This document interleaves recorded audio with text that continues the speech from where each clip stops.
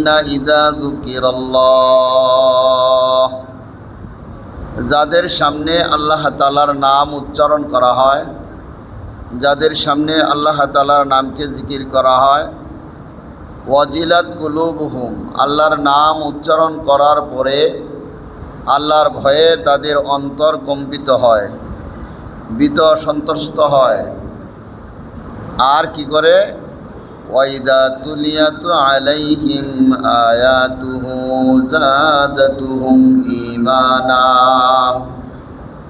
আর ওই মুমিনরা কালামে পাকের তেলাওয়াত করে।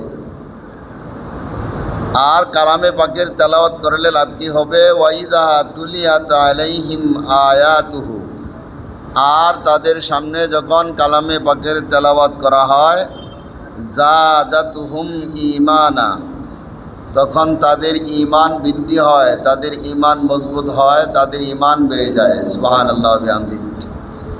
আর বান্দার ঈমান যখন বেড়ে যায়, বান্দার ঈমান যখন মজবুত হয়, বান্দা যখন পরিপূর্ণ ঈমানদার হয়ে যায়, ওয়া